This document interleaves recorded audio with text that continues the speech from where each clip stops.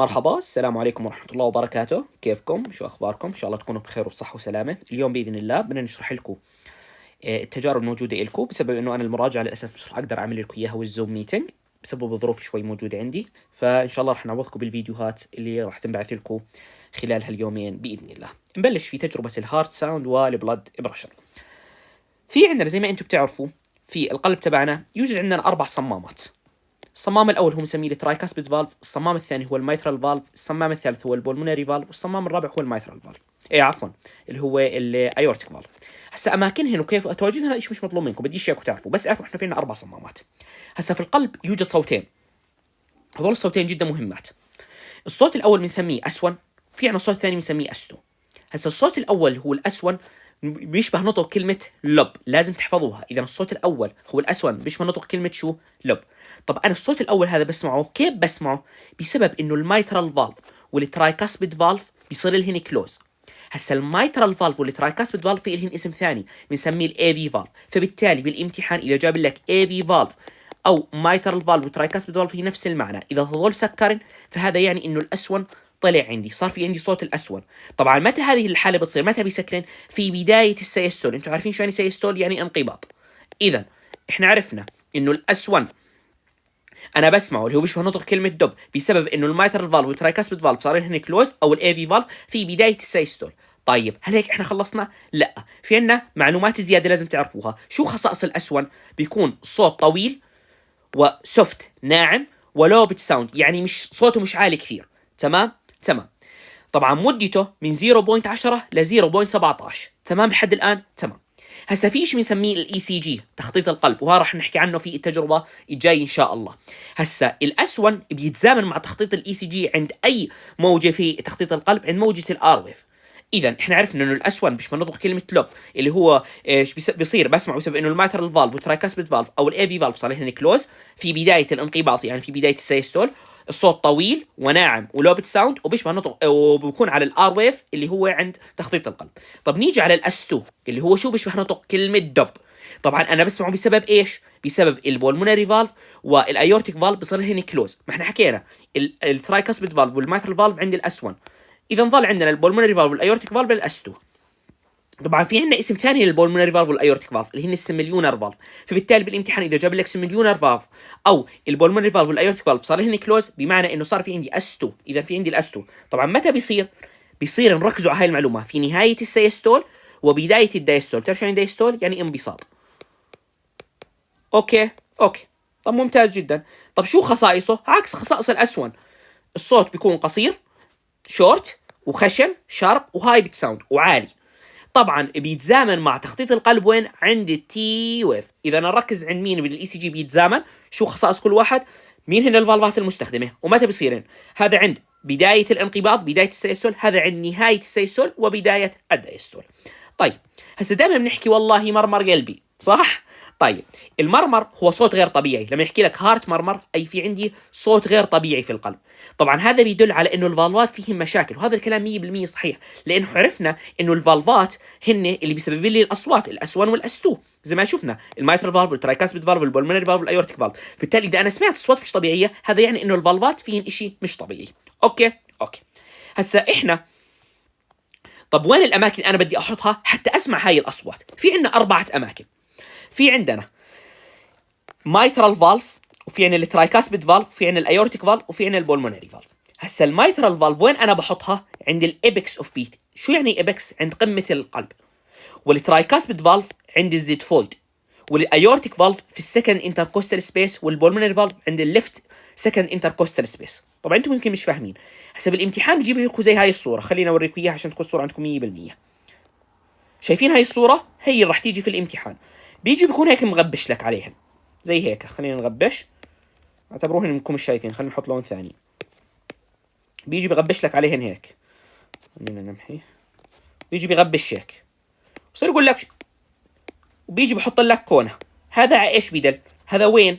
هذا اي مكان. فاحنا لازم نكون حافظين هاي الرسمه، جدا جدا مهمه. حكينا انه الايورتيك فالف عند وين؟ عند السكند انتركوستال سبيس. ممكن تسال شو هي الانتركوستال سبيس؟ الانتركوستال سبيس هي المسافه بين العظمتين، هذه بنسميها انتركوستال سبيس. طب انا بالامتحان حتى اميزه ما يلعب علي، احفظوا كلمه راؤول. ار ال، اول حرف من كلمه راؤول لاعب اسمه راؤول جونزاليس، هاي الشباب اتوقع بيعرفوه. ار هنا وعندنا هون ال، فبالتالي هذا الرايت وهذا الليفت. فاحفظوا انه هون الرايت هون الليفت. هذا هو الايورتيك اريا، هذا البولمونري اريا، هذا حكينا عند السكند انتركوستال سبيس، هذا عند برضه السكند عند الليفت انتركوستال سبيس هي السكند. حكينا اللي ترايكاسبيد فالف هيو عند الزد فويد، هذه في منطقه الزد فويد بيكون موجود عندها. والمايترال فالف موجود وين؟ عند قمه القلب، لانه القلب زي ما انتم عارفين بيكون جاي بشكل مقلوب، يعني القمه تبعته لتحت والقاع عنده لفوق. تمام. المهم اهم شيء بدي اياكم تعرفوه انكم تحفظوا هذه الصوره، لانه راح تيجي زي ما انا شايفكم في الامتحان. تمام تمام تمام تمام. طيب نرجع نكمل. لا مش هون، سوري مش شاي برضه، عفوا. نرجع هون. اوكي. طيب في عنا ايش بنسميه الاتريال بلس، النبض الشرياني. تعريفه مش راح يجي، تركزوا ليش كثير عليه، اعرفوا معرفه فقط. ولكن اعرفوا انه الاتريال بلس هذا مهم جدا، انه هو بيعكس عدد النبضات لكل دقيقة. فبالتالي بالامتحان إذا جاب لك الاتريال بلس شو هو، احكي له هو ريفلكت ذا نمبر اوف هارت بيت بير مينت، اللي هو عدد نبضات القلب بالدقيقة. هسا احنا في عندنا اماكن خاصة بنقيس فيها النبض الشرياني. وين هن؟ عند الراديال ارتري. بتعرفوا وين الراديال ارتري؟ اللي هو عند الرسغ. هسا بوريكم اياه، هيو هون. خلينا نرجع هيك بس. هذا هو الراديال ارتري، هسا بوريكم اياه، هذا هو الراديال. وفي عندنا البراكيال ارتري اللي هو عند الكوع، وفي عندنا ايش؟ الكاروتيد ارتري اللي هو عند الرقبه. هذول عندنا 3 اماكن اللي انا بقيس فيهن الاتريال بلس. في عندنا اماكن ثانيه ولكن انا مش مطالبين تعرفوها، انتم موجودات مذكورات ومش مطالبين تعرفوها، بس اعرفوا ان هذول ال3 اماكن اللي انا شو بقيس فيهن الاتريال بلس. تمام. طيب وبدي تعرفوا لي حاجه جدا مهمه، انه انا الموست common area to measure الاتريال بلس بتحكي له الراديال، لانه رح نيجي نحكي عن البلد بريشر. البلد بريشر هي البريكيال. فبالتالي لما يجي بيقول لك مين هو الموست كومن ارتري اللي انا بستخدمه حتى اقيس الاتريال بلس، بتحكي له الراديال. طب اذا قال لك البلد بريشر، الموست كومن ارتري للبلد بريشر، احكي له هو البراكيال. اوكي ممتاز جدا جدا. طيب في عندك الراديال بلس، ممكن يكون طبعا الراديال بلس انا بستخدمه حتى اعمل اكسس للريت، الريذم، الكاركتست، الفوليوم. احفظوهم هذول هيك، مش مطالبين بشيء ثاني، هذول فكوكوا منهن.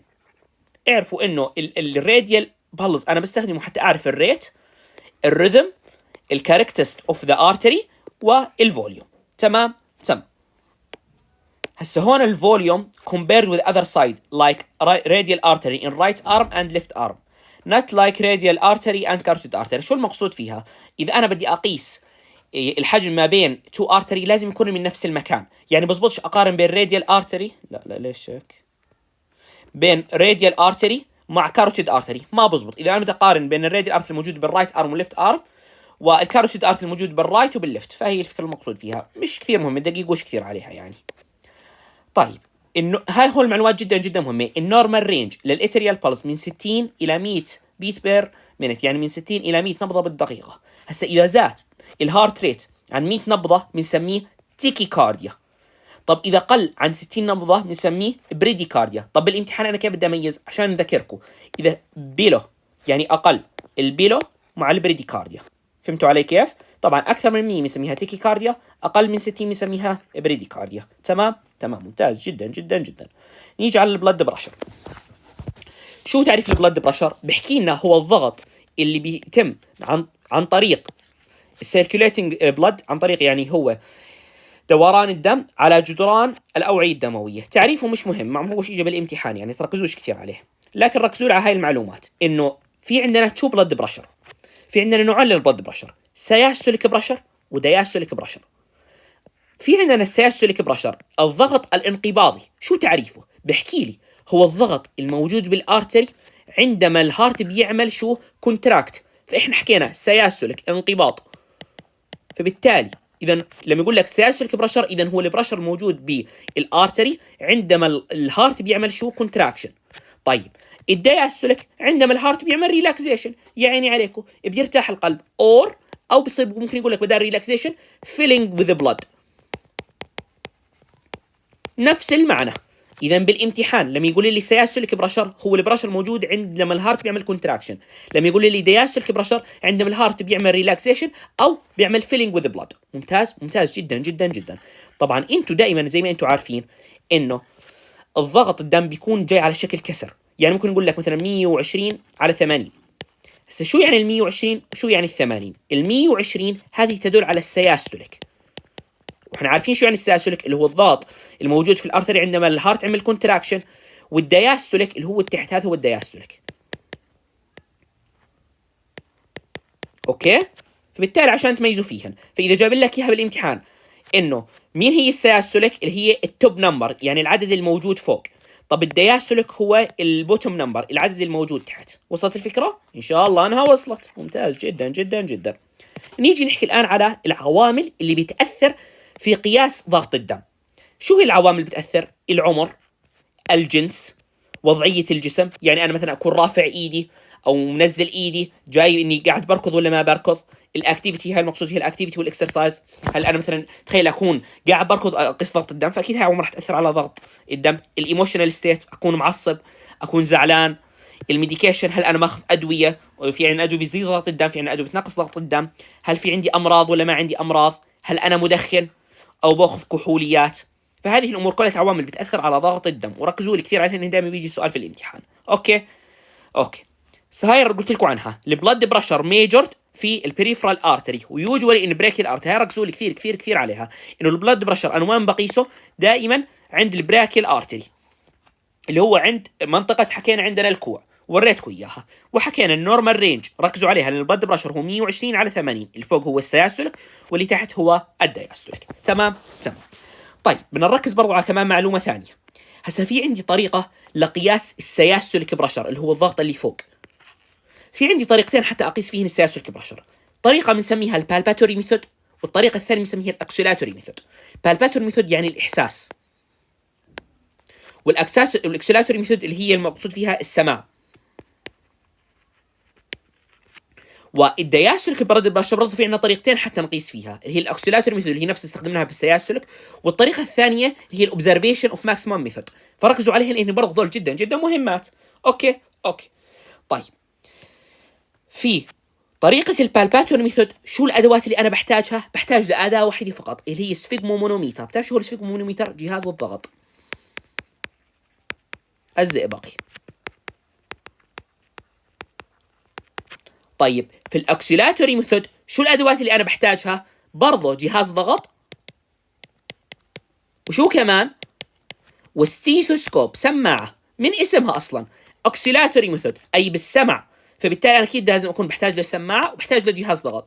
في البالباتوري ميثود أنا بحتاج بس لجهاز ضغط. حكينا طريقة قياس السياستوليك بريشر هي طريقتين، بالباتوري واكسلاتوري. في الدياستوليك اكسلاتوري واوبزرفيشن. اوكي. طيب بحكي لنا ان ذس ميثود فيها طريقة الاكسلاتوري ميثود، أول صوت أنا بسمعه في السماعة هو بيدل على السياستوليك، ولما يبطل في عندي أي صوت في السماعة هو بيدل على الدياستوليك. أعيد عشان تفهموا الفكرة. حكينا إحنا في عندنا طريقة الأكسلاتوري ميثود اللي هي فيها الستيثوسكوب، أول صوت بتسمعوه في السماعة هو بيدل على السياستوليك، وآخر صوت بتسمعه في السماعة هو بيدل على الدياستوليك. وصلت الفكرة؟ إن شاء الله إنها وصلت. طيب نيجي على عالم في اسمه كورتكوف ساوند. هذا العالم كورتكوف ساوند اجى قسم الاصوات اللي احنا بنسمعها ل5 اجزاء. يعني مش حكينا عندنا انا بسمع اول صوت واخر صوت، اجى قسمها هذول لخمس اقسام. اول قسم شو حكى لك عنه؟ قال لك لما يكون في عندي sudden appearance of sharp tapping sound، لما انا بسمع صوت خشن هذا بيدل على السياستوليك، احفظوها هيك. بعدين بصير في عندي swishing sound، بعدها بصير في عندنا كريسب ساوند اللي هو زي نوكينج، زي صوت الطقطقه، نك. بعديها بصير في عندنا ميوفيل ساوند، الصوت بصير مكتوم. بعديها بصير في عندي سايلنت ساوند، لما يصير في عندي سايلنت ساوند هذا بيدل على انه شو في عندي الدياستوليك. ارجع اعيدها. حكيت لك لما يكون في عندي sudden appearance هذا بدل على السياستوليك. لما بيكون في عندي سايلنت ساوند هذا بدل على ايش؟ على الدياستوليك. وحكينا بيكون في عندنا سويشنج ساوند وبيكون في عندنا كريسب ساوند اللي هو بصير زي نوك نوك صوت زي نقة نقة، وبعدين الميوفيلد ساوند صار صوت ايش؟ زي هيك ميوفيلد يعني زي مضغوط. تمام. طيب نيجي على اخر معلومتين، الاشي مسميه اللامينار فلو والتيربulent فلو. اعرفوا دائما انه اللامينار فلو بيدل على انه الدم بيمشي بشكل طبيعي، والتيربulent فلو الدم بيضرب بجدران الاوعيه الدمويه. هسا مش احنا حكينا جهاز الضغط زي ما انتم عارفين بيكون في عنده كف، هذا الكف ايش؟ بيشد على شو؟ هاي هون ايد، خلينا نرسم لكم اياها. هون بيكون في عندنا كف، هذا الكف شو بيشد على الشريان، على الشرايين الموجودة عندنا. فأنا لما بنصير يعني ننفس فيه شوي شوية بيصير الدم يضرب في جدران الأوعية الدموية الموجودة عندنا. فلما بيصير يضرب في جدران الأوعية الدموية بيصير في عندنا turbulent flow هيك. فشو بصير في عندي؟ turbulent flow. البلاد بريشر تب والويتش ار ميوز هذول سهلات يعني حفظ، ما فيش شيء راح اشرح لكم اياه عنهن. وهيك بنكون خلصنا هذا الموضوع، ويعطيكم الف عافية يا رب.